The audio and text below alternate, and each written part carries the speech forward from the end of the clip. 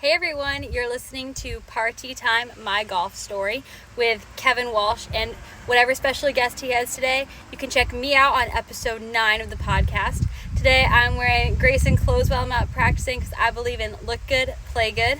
And follow me on Instagram, Sophia Warren Golf, and hope you enjoy the rest of the show.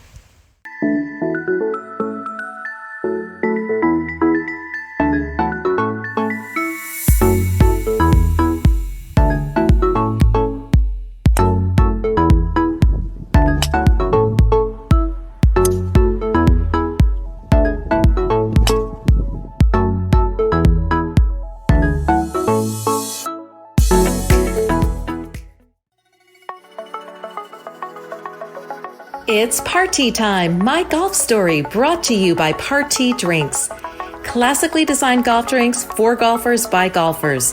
And the golf real estate pros Gene Walsh and Vince Visicaro. For your Southwest Florida real estate needs, check them out at suncoastdreams.com. Now here's your host, Kevin Walsh. Hey, what's going on? Welcome to the program. Our guest today is Mike McClellan. Mike is the director of instruction at Lakewood National Golf Club. He is one of the first people that I met when I moved to Lakewood National Golf Club in the Sarasota area. Has just great stories about growing up in the greater Sarasota area, growing up in golf, how the area has changed, not just with golf, but really with real estate in many other ways. Went to Jacksonville University, still keeps in touch with all of his college teammates, which is a testament to really what it should all be about, camaraderie.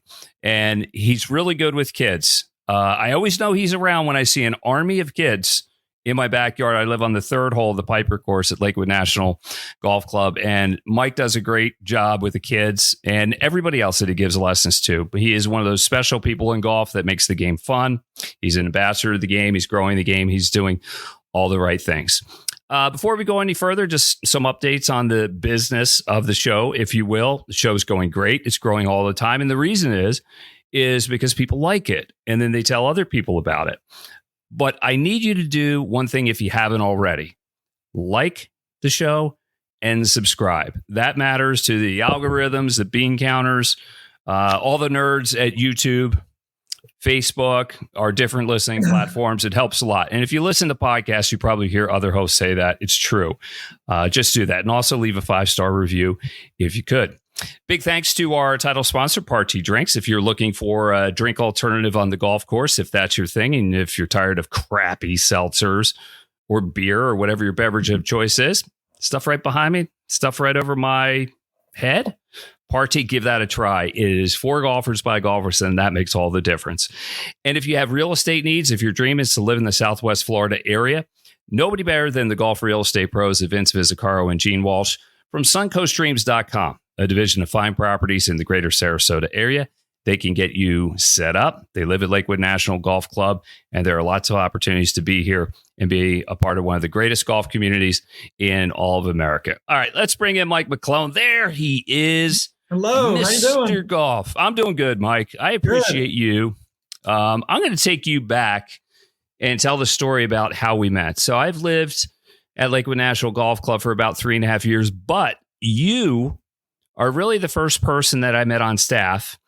And you gave me about 15 minutes of your time for a nice tableside conversation just outside the golf shop as the Corn Ferry Tour was having its tournament. So you made time for me at a time that seemingly you wouldn't have much time. So I appreciate that. Very much. You're welcome. You're welcome. And that was what? That was pre-COVID, after COVID? What was that? It was still kind of going on. I would say it was still going on. Some people were wearing masks. Some people weren't doing that. It was a good time. So first of all, how long have you been a golf professional? So I was an assistant in the early 90s, but I've been a PGA Class A since 1994. Did you always know that, I know you played professional golf, you played competitive golf, but did you always know you would have a life in golf? Was it there kind of from the beginning? It was there early. Yeah, it was there early. I started about 11 years old. My mother was the first one to take me to the golf course. And, but then we had a golf association, a Greater Sarasota Junior Golf Association, which had these PGA pros who were highly involved in promoting the game and the association, and just being a part of that and their mentorship. I knew at an early age that I was going to be doing what I am currently doing now. It was a no-brainer, really. Yeah, kind of love at first sight. Were you a good player early on, or did you have to grind? I've always been a grinder. Like, it's never come easy. Like, even when I was in school, I had to spend more hours in the library just to get the C, where my friends were barely going and getting A's. So I've always been kind of playing out of the dirt or out of the mud, trying to grind out rounds. And so I think that's just a testament to, it just makes you better when you're having to feel like you got to earn it, Well, being a golf pro is not an easy job. I'm not telling you something you don't know. And I think sometimes the regular folks, they don't know. It is a grind at time, and you better really love it. And being on the range a lot and giving lessons, especially in the hot Florida sun, can be a grind. But when I see you, you always seem to have a smile on your face, good energy about you. Where does that come from? Do you bump it up, or it's just there and you're blessed I've to have always, a nickname I had at a club, they used to call me Smiley, right? Because I was just smiling all the time. I just enjoy being at golf. I get that a lot. Like, hey, when are you going to finally take a day off? And I'm like, this is not a burden to be here. I love being at the course. People ask me all the time, when did you start, and what do you remember? I said, I don't ever remember not being at the golf course. So I'm kind of in my happy spot when I'm around or, doing anything with golf. Mike McClellan, the Director of Instruction at Lakewood National Golf Club, is our guest here on Party Time, My Golf Story. Brought to you by the Golf Real Estate Pros of Vince Vizzacaro and Gene Walsh from SuncoastDreams.com, a division of Fine Properties in Sarasota. And also big thanks to Party Drinks. If you're looking for a smooth adult beverage on the golf course, try a Party. Mike, take me back so you're born and raised in Sarasota. Sarasota is one of the next big build outs in Florida. We know everybody's coming here. What was life like here growing up? Give me a description of what the town was and stuff you did.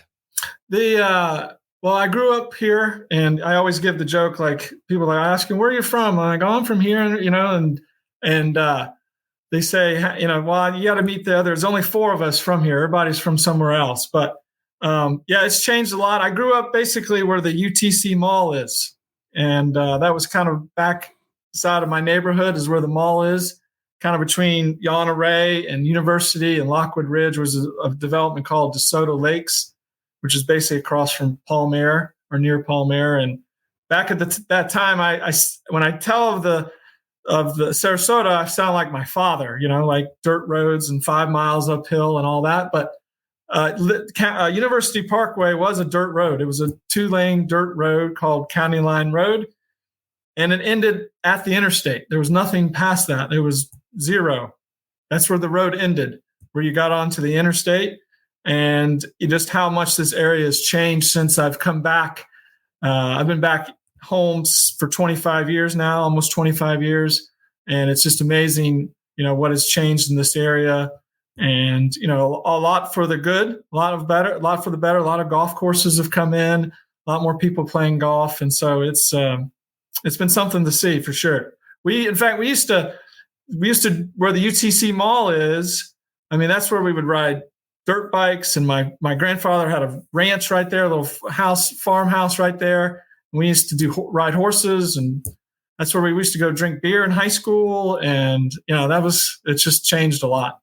Yeah. I hear a lot of people even say that about where we are right now at Lakewood National. They said they rode their dirt bikes here. They would go hunting for hogs.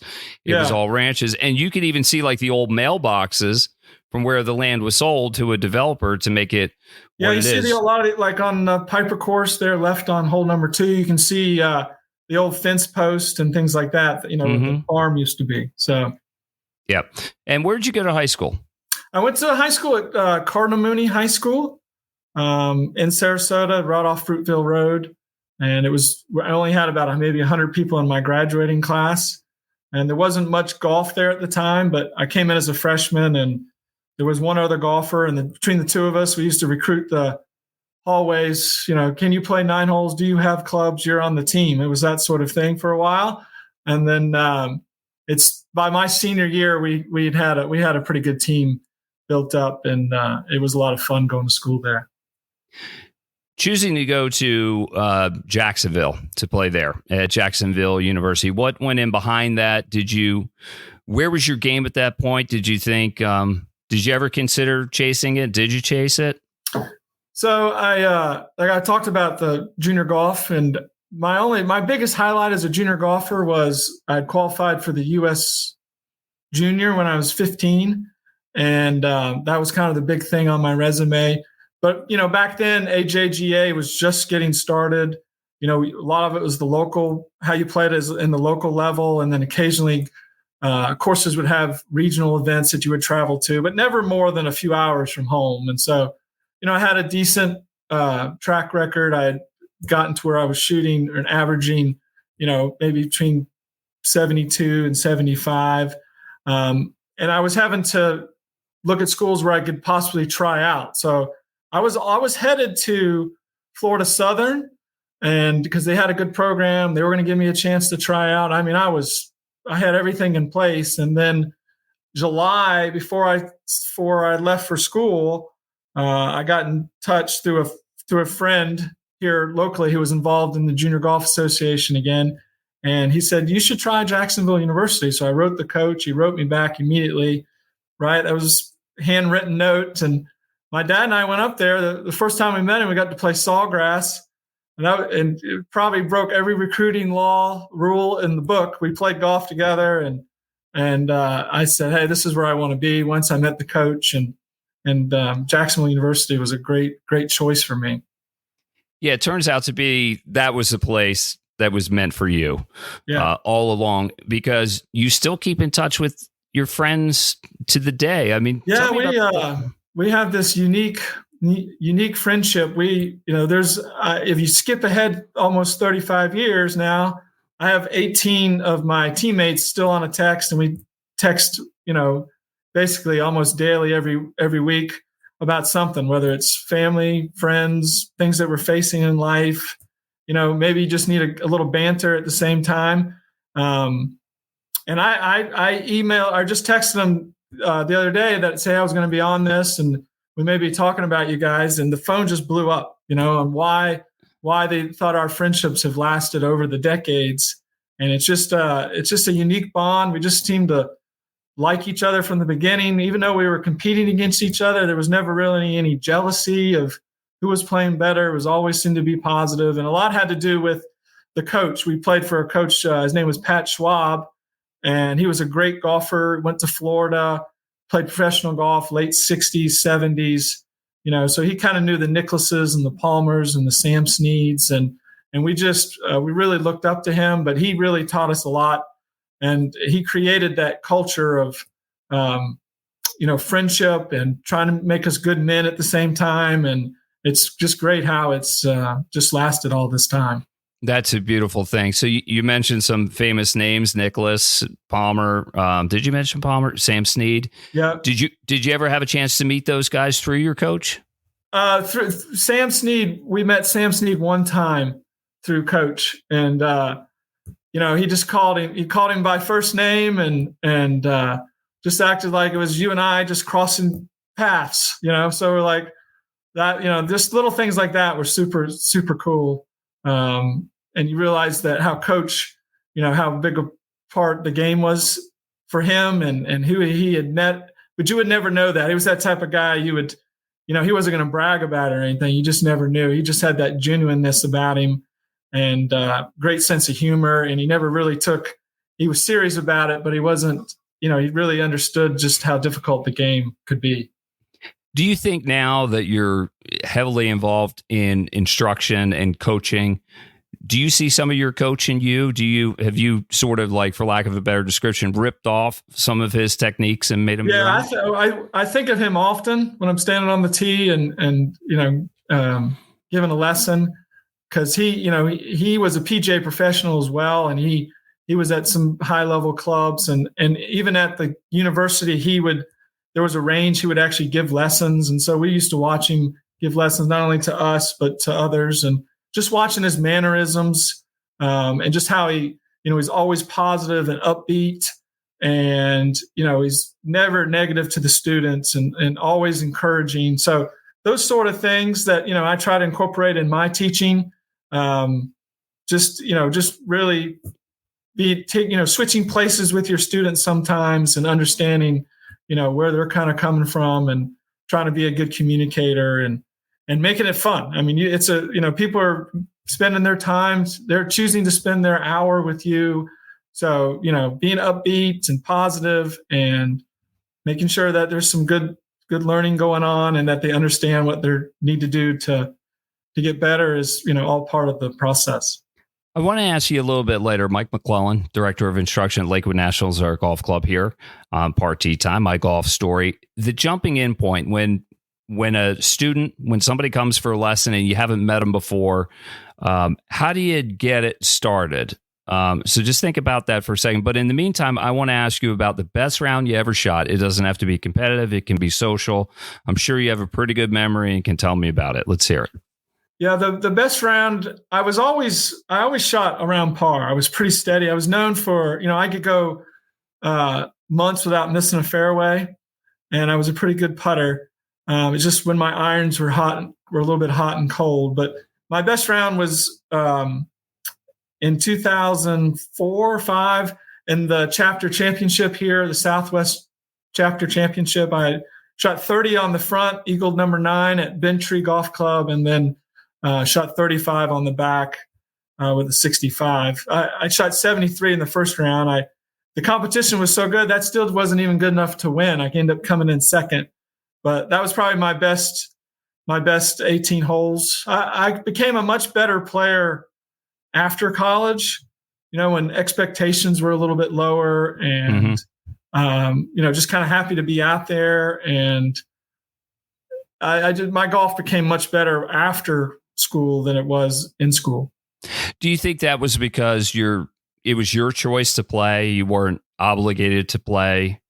Because I may be similar in the capacity with you. I think I played some of my better golf after college because I didn't have to perform for anybody. I was just playing for the love of the game. Yeah. Not to say I didn't get competitive and get nervous at times, but it was my choice to do that. Are we on the same page? Yeah, here? and I think it's all about expectations. I heard Scotty Scheffler say the other day that he became better when he lowered his expectations and was able to kind of control his emotions a little bit, and just understand that, hey, bad shots are going to happen. And it just, you took kind of rolled with the punches a little more after school. You felt, maybe during college days, and you're thinking, I'm going to go pro, and, just a lot of pressure, a lot of expectations. But when you can kind of free up and just be glad to be out of the golf shop and, playing a beautiful course on a beautiful day. And you're like, well, how many birdies can I make today? Yeah, it frees the mind up, and then you're just playing for the joy of it. And I think hearing stuff like that, or just little nuggets from a wise person, go a long way. I'll never forget, I was watching an interview with Colin Montgomery on the Golf Channel, and he just talked about anytime he got in trouble, was in the rough, under trees or whatever, he's like, my goal is to get it around the green, right? So he's never trying to hit the hero shot. And he's like, sometimes you'll knock it on the green. Sometimes you're around it, but put the pressure on your wedges. So reasonable expectations. And I do that all the time with the people that I caddy for, who quite often want to hit the hero shot. Right. It's a low percentage shot and they don't have the ability. And I'll just say something like, look, anywhere around the green is a pretty good shot. We're still in it. We're not taking ourselves out of it. And if we get it on the green, that's a bonus. Do you talk to your students that way? Oh yeah, we especially with the juniors, we teach in play. 2 words, right? Get it back in play. Minimize the damage, and bogeys are good sometimes. Sometimes a good bogey can lead to more birdies. It's when you try the shot over the tree or off something, bad lie, and then now your bogey now turns into triple. And I tell my new golfers too, like, trying to advance it forward, get it towards the front of the green where you can chip it up, make a putt. you can really minimize your strokes and enjoy the game a little more. So the question I asked earlier, I kind of previewed it just to give you a little bit of time to think about it. The jumping in point, when you have a new person coming for a lesson, do you let them hit balls for a while? Do you talk to them? What's your program? Well, I mean, one of the, and I've gotten much better over the years, is just learning to read people pretty quick and learning their nervousness or how comfortable they are. And that's a big part of the lesson, is making sure they feel as comfortable as possible. So, for example, today I had a brand new golfer, never played, and I could tell he was really nervous. He was a great tennis player, like a 5.0 tennis player, and things that. So let's put that in perspective. A 5.0 is about a professional. So right. That would be the equivalent of a scratch golfer or better, but yes. New sport, right? Yeah. Continue. And so I found that out, and I'm like, well, he probably can move pretty good. And that's what I was thinking in my mind. But he was so tight and nervous. We just chatted for a while. Usually get them talking about their family and where they're from. And like I said earlier, where I'm from. And we went to the putting green first. We hit putts from about three feet, watched a few putts go in, whatever some of the basics of putting, how they relate to, much fuller swings. And then we went to chipping and did some smaller swings, and we finished on the driving range, and he actually hit some really good wedges and some 8-irons, and we even had him hitting driver at the end, and he was just excited about golf and the game. And so, that was one where I picked up early and kind of eased him into the hour, and it ended up being very successful. That's cool. I love tennis. I think the games are so similar because you hit through the ball. You don't hit at the ball. And if I know somebody has played tennis, I'll kind of encourage them, instead of standing over the ball forever and freezing up and letting tension come in. I'm like, just kind of like tennis. Not that you're like bouncing around all the time, but you're never really set.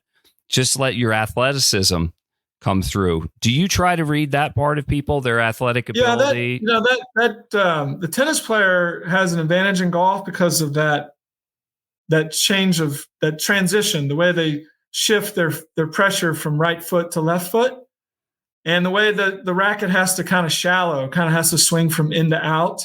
So and also there's the tennis player has, especially at that level, they have such great face awareness that's huge too. It's very important in golf.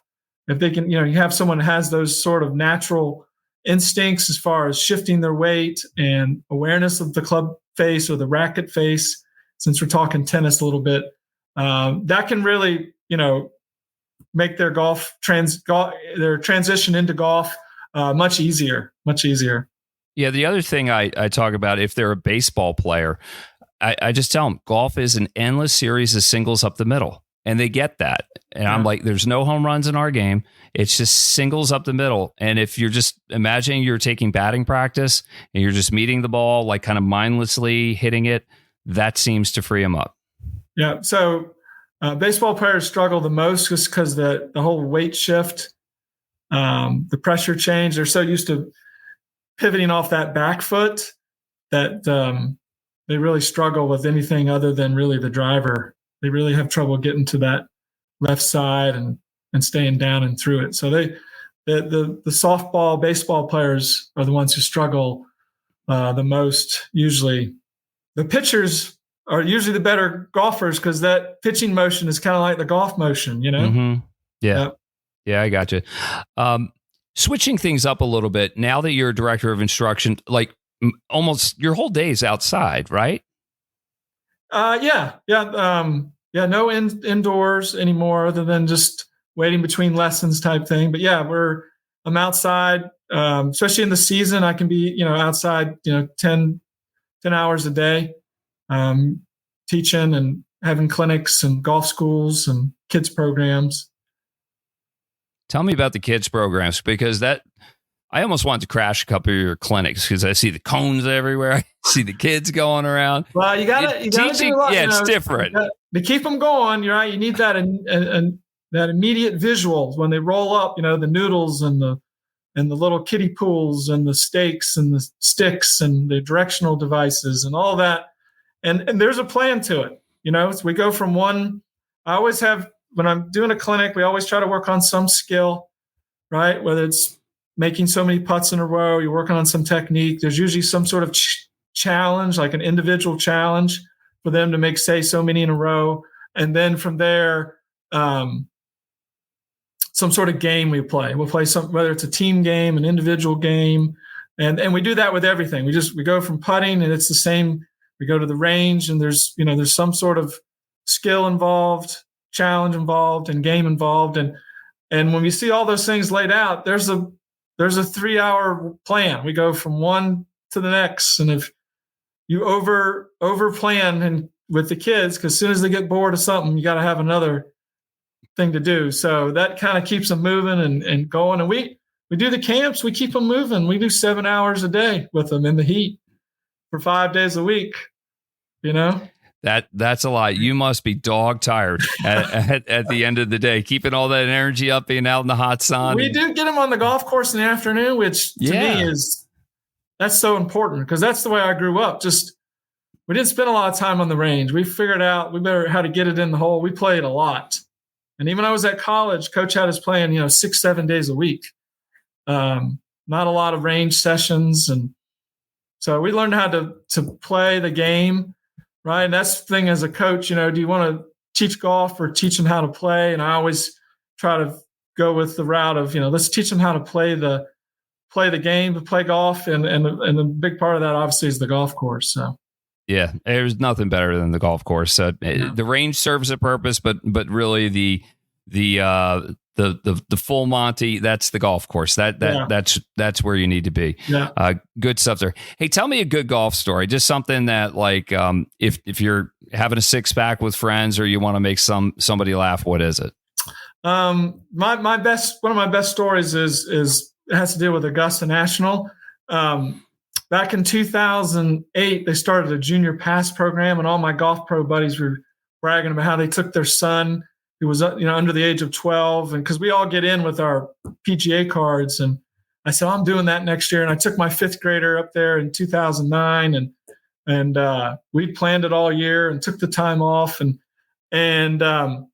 we got there, and my friends are like, hey, they're not letting PGA pros take advantage of this junior pass program. So I'm like, oh no. So I tried to find a ticket, and so we got in about midnight into Augusta, and then I woke my son up about 5, and we went to Walgreens, got a poster, and I made a poster. It said junior PGA pro, junior golfer looking to take advantage of the junior pass program. And we pulled into the parking lot at 5 a.m. in Augusta, and then started working the crowd looking for an original pass badge holder. It had to be Pacific, couldn't be just anybody. And then we got kicked out of there, and we went up to the street, and finally we found someone who would let us in. He said, I'll help your son get in. I'm a badge holder. And we got there, and we got all the way to the front gate, and a member was there with his green jacket, and my son, he put a little pin on him and said, hey, welcome to Augusta National. And it said junior pass, junior golfer. And about that same time as the member was putting the pin on my son, the lady at the counter was just telling the guy who was helping us that this doesn't work for you. You're not an original badge holder, but I'll let him in. So she let him in, and then I went in afterwards. And I forgot I can't take my phone in, so I had to throw my phone away, right? But then we spent the whole day at Augusta. It was amazing. We spent the whole day up and down, Tiger Woods, Phil Mickelson, the whole thing. And then we tried to finish up on the range in the short course. Tiger was on the range with Hank Haney. I'm like, oh, you got to go see this, right? So whatever, and watched it. And he lost his badge somewhere between the range and the clubhouse, and started crying and got all this attention, and everyone was trying to find the badge. And I'm like, oh, this is not going to end well because of the way we got in. And security came over and said, hey, no worries. I said, well, we're getting ready to leave anyway. We're just going to get some souvenirs and we're out of here. He said, no, I can't have you on property without a badge. So he took us backstage. We went into this room with all these video screens. I remember it was a little white table. I'm like, oh, this is going to end poorly. And so you had a great day, and then it ended. You felt like you were interrogated. Policeman came out and said, "We don't know," because luckily my son remembered the guy's name, but they looked him up. He was an original ticket holder, and so they escorted us. Wasn't a long walk because we had the first parking spot, but he escorted us right out to the car. No souvenirs, and I haven't been back since. I'm scared to go back. But you have the I feel like my picture's on the wall there or something, It could be. Well, go back and let us know how it goes. And okay, that's right. You see me in handcuffs. We've been waiting for you, No. Well, I mean, it sounds like it was a great day, and my son still remembers it vividly. Of course, the whole trip. It was a memory for forever, Yeah, so it's worth it for that. That's just a good story, and it's amazing to me the attention to detail when people go to Augusta National. They remember everything. About the whole place is, it's a holy ground. Yeah. Mike McClellan, Director of Instruction at Lakewood National Golf Club, is our guest here on Party Time, My Golf Story. Brought to you by Party Drinks. If you're looking for a drink alternative on a golf course, you want a nice, smooth cocktail that is built for the golf course and built for you, try a Party. And a big thanks to Vince Vizzacaro and Gene Walsh, your golf pro real estate people in Southwest Florida. If your dream is to live on a golf course in the greater Sarasota area or anywhere in Southwest Florida, nobody better than Vince and Gene. You can find them at suncoastdreams.com. A division of Fine Properties. All right, Mike, we're winding down here a little bit. Tell me this. What does golf mean to you? And can you imagine life without it? No, like we've talked about, I've just been doing golf. I've been doing golf for 40 plus years, and it's been good. It's been a major part of my life, as we've talked about. And I think the biggest thing with golf is just, you get to travel and you get to play some amazing places, but, ultimately it comes down to the people, right? It's just the people that, I've met and the teammates and the memberships, the many clubs that I've been at with the many different memberships and the students that I've taught and been a part of. It's been more about the people and the relationships. And that to me is the most important part of just being part of the game is, and I enjoy that part the most. I do. I enjoy the people part the most. Just meet a lot of interesting people. I got some great stories. We could talk for a long time. Well, we'll have to bring it back, and we'll get into some of these stories. And I may have to look up some of your teammates and get some real good stories. That's right. We can unpack some of those. No, I know. Oh, come on. All in good fun. Hey, last question. How good do we have it here at Lakewood National Golf Club? The greatest thing for Lakewood National is the reciprocal list, because then people go away from here and then you're like, well, we got it pretty good. We've got it really good. The conditions and Joel and his team and Nick with the golf staff and his team and Warren and just all the staff, they do such a great job here that sometimes you do have to go away to kind of appreciate it. And being here I've been here 6 years, almost since the beginning. Back in those days, we didn't think anyone was going to find us here. We were so far out. We're like, no one's going to find us. You could play here for $60 and get a shirt and a hat and a hot dog at the turn. Cause we thought, how are we ever going to get them way out here? And then look at what's happened to this community and this development. And, both golf courses are phenomenal and just a joy to play. It's just a great spot to be. And I enjoy working here and being a part of the team here as well. Oh, this place is so good, from the facilities, the practice facilities, the staff. I mean, it's got everything.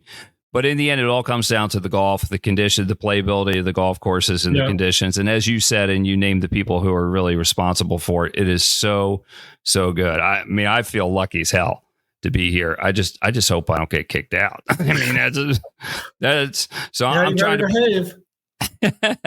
I'll do that. But I'm going to make sure I have some fun along the way. Hey, Mike, really appreciate it. You're welcome. Yeah, I appreciate Thanks for having everything me. I enjoyed you it. do at the club. Yep, stick around as I finish up some business. Mike McClellan, Director of Instruction at Lakewood National Golf Club. Thanks to him. Thanks to Gene Walsh and Vince Vizzacaro from suncoastdreams.com and our title sponsor, Party Drinks. For Mike McClellan, I'm Kevin Walsh. We'll see you again next time on Party Time, My Golf Story.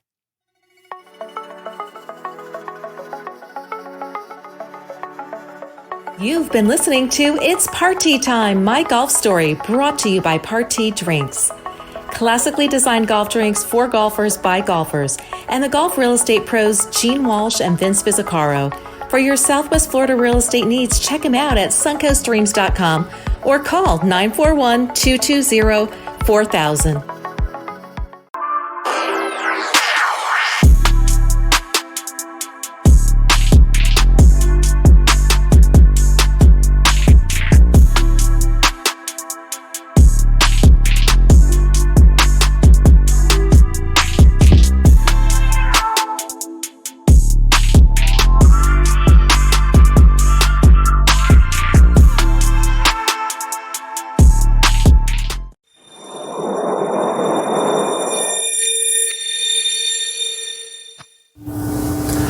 This is Vince Vizzacaro and Gene Walsh with the suncoastdreams.com real estate team at Fine Properties. We've helped hundreds of families find their dream homes in golf and resort communities in Lakewood Ranch, Bradenton, Sarasota, Parrish, Venice, and the surrounding areas.